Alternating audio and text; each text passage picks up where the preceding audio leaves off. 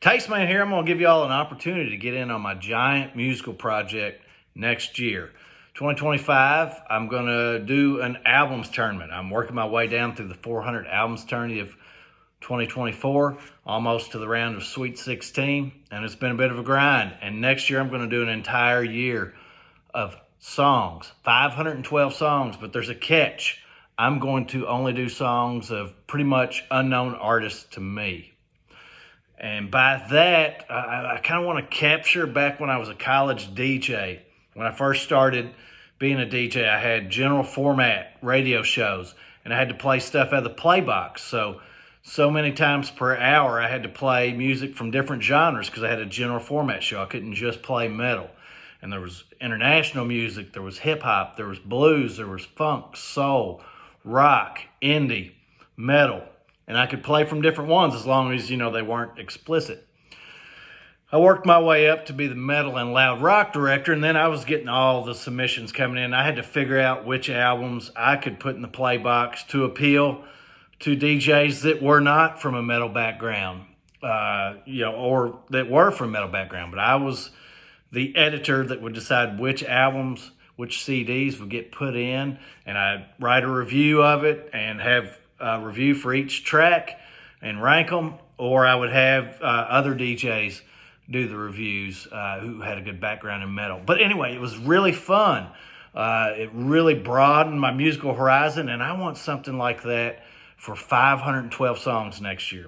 Now, what am I going to use for the criteria of selecting the songs? I'm going to select most of them, maybe all of them if y'all don't give me any. Number one, it needs to be a pretty much unknown, unexplored artist for me. And by that, I've tracked the music I've listened to for the past dozen years. It needs to be an artist that I've listened to 30 times or less. Not 30 songs or less, 30 times total. Now, I've listened to over 600,000 songs by tens of thousands of artists. So I've got a pretty expansive listening history, but there's still so many artists that would fall into the category that I've not listened to them 30 times. So that's number one. Number two, non-metal. I don't need any metal. I've got a great background in metal, and metal albums have really been a problem for non-metal releases in the 400 albums tourney. So I just take metal out. I love metal, but I want to explore other genres. Number three, I really love it if it's not in English, because then I don't have to worry about the lyrics. I'm unburdened by that. Some of my favorite metal bands singing Ukrainian or Scandinavian tongues. Love it. And number four, you got to have thick enough skin for me to do a matchup or matchups of your song and realize that only one song out of 512 will advance all the way to the end. Your song might get bounced early. It might not even make the 512 songs cut. But if you don't submit the songs, I don't know it. So you can put them in the comments.